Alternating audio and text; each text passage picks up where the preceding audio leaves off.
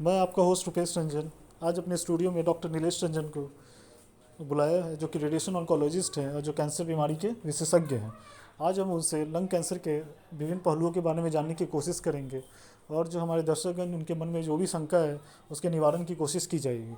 तो आपके सामने doctor Nilesh Ranjan lung cancer के विभिन्न पहलुओं पे आप गौर फरमाएंगे और हमें आपके हमारा जो भी शंका है उसको दूर करने की कोशिश करेंगे। अब आप सुनिए डॉक्टर नीलेश रंजन को। नमस्कार, धन्यवाद स्टूडियो में बुलाने के लिए। आज का जो मुझे बुलाया गया है टॉपिक लंग कैंसर के बारे में ज्ञान बताने के लिए।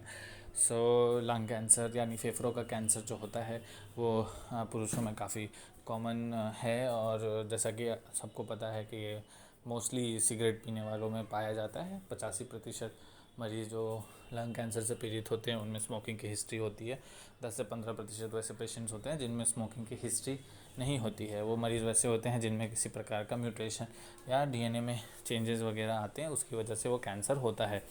आपको ध्यान रखना है कि ऐसे मरीज़ जो कि जिनमें जनरली लंग कैंसर होता है उनमें लंबे समय तक सिगरेट धूम्रपान करते हैं वो पेशेंट्स, और उसकी वजह से इवन कैंसर के अलावा बहुत सारे लंग में चेंजेस आ जाते हैं। पेशेंट के लंग में फाइब्रोसिस हो जाता है, लंग डिजीज़ेस हो जाते हैं, जिसकी वजह से पेशेंट की सांस लेने की क्षमता ऑलरेडी कम रहती है। पेशेंट जो सबसे कॉमनली जो सिम्टम्स लेके आपके पास हॉस्पिटल में आते हैं वो होता है सांस लेने में तकलीफ़, जिसको हम लोग डिस्निया बोलते हैं, सांस लेने में दर्द होना, छाती में कफ होना, खांसी में खून आना आदि जो सिम्टम्स हैं बहुत कॉमन है। ज़्यादातर मरीज़ जब हमारे पास आते हैं ऑलरेडी वो एडवांस स्टेज में रहते हैं और उनका ऑपरेशन करना पॉसिबल नहीं है, बट कई बार ऐसा भी होता है कि हमें काफ़ी अर्ली स्टेज में पेशेंट मिलते हैं। अर्ली स्टेज में अगर कोई पेशेंट मिलता है हमारा जो इन्वेस्टिगेशन हम लोग करते हैं, जांच करते हैं, सबसे पहले हम एक सीटी स्कैन करते हैं छाती का, उसमें हम लोग कैंसर देखते हैं, और साथ में हम लोग पेट स्कैन करके पूरे शरीर में ये भी देखते हैं कहीं और बीमारी फैला है कि नहीं। एक बार जब हमको ये पता चल जाता है कि बीमारी सिर्फ लंग में है और वो बहुत अर्ली स्टेज है, तब हम लोग सर्जरी करते हैं ऐसे पेशेंट्स में, और उसके बाद 6 साइकिल कीमोथेरेपी का इलाज होता है। बट कई बार ज़्यादातर समय हमारे पास जो पेशेंट्स आते हैं वो 50 से ज़्यादा प्रतिशत टाइम पेशेंट बहुत ही एडवांस रहते हैं। उन पेशेंट्स में हम लोग कीमो रेडिएशन का इलाज करते हैं, या फिर हम लोगों के पास एक ऑप्शन है कि हम लोग कीमोथेरेपी कुछ साइकिल दे के उसके बाद हम लोग ऑपरेशन करें।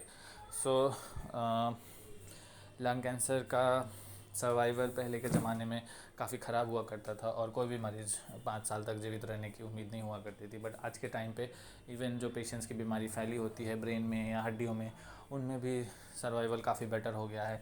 नए नए एजेंट्स आ गए हैं जिससे कि आप लोग जो भी बीमारी फैला हो उसको हम लोग कंट्रोल करने का कर सकते हैं। सर्वाइवल अभी काफ़ी बेहतर हो गया है। इवन ब्रेन में जिनका भी गांठ फैल चुका होता है उनको भी 3-3 साल तक जीवित रहते हैं और अच्छे से जीवित रहते हैं। इम्पॉर्टेंट चीज़ ये है कि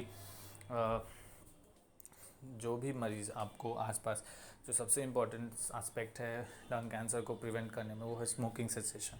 हम लोग हर पेशेंट को स्मोकिंग छोड़ने का एडवाइस सबसे पहले देते हैं। एक बार स्मोकिंग छोड़ने के बाद रिस्क कम हो जाता है कैंसर होने का। बट सपोज़ अगर किसी पेशेंट को ऑलरेडी कैंसर हो गया है तो भी उनको स्मोकिंग छोड़ना है, क्योंकि स्मोकिंग की वजह से और भी अलग प्रकार के कैंसर हो सकते हैं। मुंह का कैंसर और फेफड़े के अलावा आपको नली का कैंसर, खाने की नली का कैंसर वगैरह होने के चांसेस हैं। तो वो इम्पॉर्टेंट एक एस्पेक्ट है। फिर ऑपरेशन के बाद या जो भी इलाज हुआ कीमो रेडिएशन का, उस इलाज के बाद उनको लगातार फॉलोअप करना पड़ता है 3-3 महीने पे, और उनको दिखाना पड़ता है। ज़्यादातर समय रेडिएशन की वजह और कीमो की वजह से लंग में भी और भी प्रकार के चेंज आ जाते हैं और उनको सांस लेने में तकलीफ़ और बढ़ सकती है शुरुआती दिनों में, बट वो धीरे धीरे सेटल हो जाते हैं। ध्यान रखना है मरीज़ के खाने पीने का। उनको खाने में भी तकलीफ़ आती है कई बार, खाने पीने में उनको ज़्यादा तीखा मसालेदार खाना नहीं देना है, सॉफ्ट खाना देना है, खास कर जब रेडिएशन उनकी और कीमोथेरेपी चालू रहती है तब के समय। एक बार सब कुछ हो जाने के बाद इलाज हम लोग हर महीने 3-3 महीने पे फॉलो पे बुलाते हैं, पहले 2 साल, एंड देन उसके बाद 6-6 महीने पे बुलाते हैं। इसका वापस आने का चांसेस काफ़ी ज़्यादा रहता है, एंड ज़्यादातर समय जब आती है वापस तो हड्डियों में या ब्रेन में वापस आती है। उसका उस प्रकार से इलाज किया जाता है। अगर बीमारी ब्रेन में जाती है तो हम लोग ब्रेन में रेडिएशन देते हैं, या फिर नई प्रकार के कुछ दवाइयाँ हैं जिसे इम्यूनोथेरेपी बोलते हैं, उनका इस्तेमाल करते हैं। अगर हड्डियों में गई है तो उसके लिए भी रेडिएशन देते हैं, और साथ में ही और भी कुछ हमारे पास कीमोथेरेपी के दवा और इम्यूनोथेरेपी वगैरह का इस्तेमाल करके हम लोग इनका इलाज कर सकते हैं।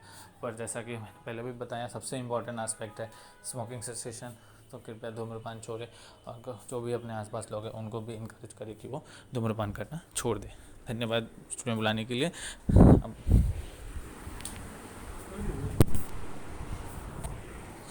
इसको कंप्लीट करना होगा ना।